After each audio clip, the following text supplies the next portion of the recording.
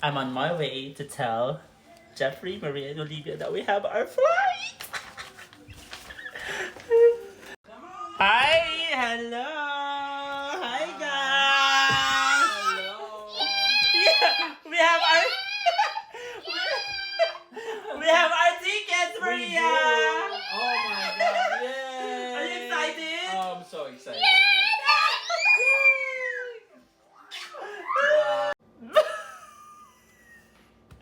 Sorry guys.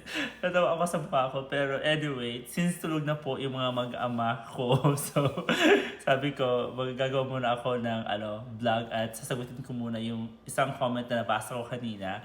So ang nangyayari guys, hindi ako mapag-concentrate. Wait, tagalin na lang natin. Wait lang. Para ibalik lang natin para mas maganda yun. Bakit nga bagising pa ako mag-aalas 12 na dito ng hating gabi. So ang nangyayari guys is si Maria at si Olivia ay dapat nakatulog na sila before 9. So since si Maria at si Olivia napaka-close sa akin, gusto nila pag natutulog sila is katabi nila ako. Especially si Maria, but si Olivia okay lang kasi nakakausap mo pa naman siya. Pero si Maria, Diyos ko, kahit mag-aalas 11 na or mag-aalas 12 na, kung alam niyang wala pa ako doon sa tabi nila, hindi yan matutulog. So talagang hinihintay niya ako. Ang ginagawa na namin is talagang before 9 dapat nakabihis na kaming lahat at nasa bed na kaming lahat at papatulugin na namin sila.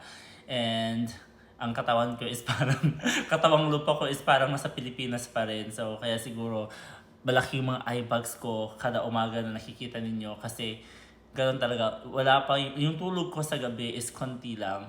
Pero ever since naman talaga is ma-eye-bagging na ako. So huwag na natin sisihin yung konti lang yung tulog ko pag gabi. Pero ganoon yung nangyayari.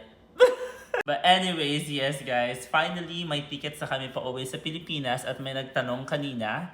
But before that, sinabihan ako ni Jeff na mag-book na ng tickets namin last week pa. Pero meron kasing check-up si Jeff bukas. Parang regular check-up lang naman niya. Like annual check-up lang naman. And then he will have his colonoscopy.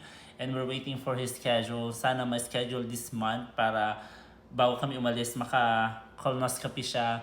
But if that happens, nag-inquire na din kami sa Pilipinas kung magkano ang colonoscopy doon sa Pilipinas.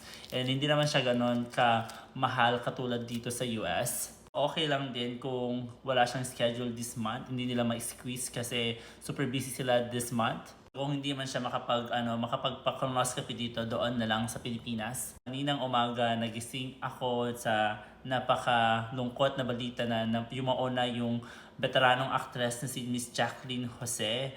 And alarma ako. So sabi ko, really, life is too short, di ba? Kahit gaano ka man kayaman or kahirap, kung oras mo na talaga. So dapat wag nating ipagpabukas ang mga bagay na kaya nating gawin today. Sabi nga nila, diba, seize the day, carpe diem. Ayun, nag-usap kami ni Jeff kanina na mag-book na nga kami ng ticket. And yes, we finally have our tickets. Sa mga hindi pa nakapanood ng mga vlogs namin po, last week, balikan na lang po ninyo kasi nasabi ko na po yung dahilan at kung bakit. Pero meron pong katanungan na gusto kong sagutin na hindi ko pa nasasagot. Sabi ni ate, what about your car and your dog? At may uupa ba sa bahay ninyo? So nasagot ko na yon, and yes, may uupa po sa bahay namin. Diba, ito yung perfect example na hindi lahat talaga is sinishare natin sa social media. Kasi kagaya namin yung mga cars namin, kasi may meron kami 3 sakyan dito, diba? 2 weeks ago pa namin nabenta yung dalawa. At hindi ko yun naman talaga yun shinare kasi wala namang nagtanong.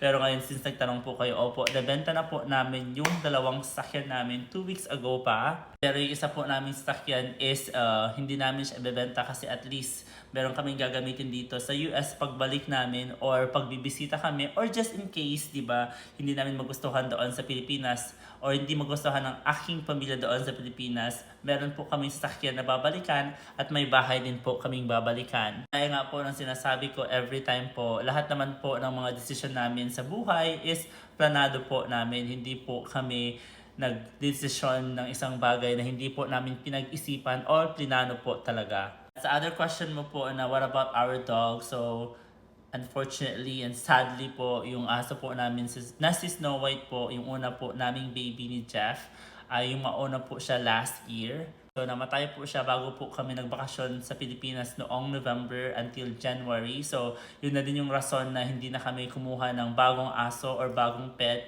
bago kami umalis papuntang Pilipinas kasi unfair naman, di ba?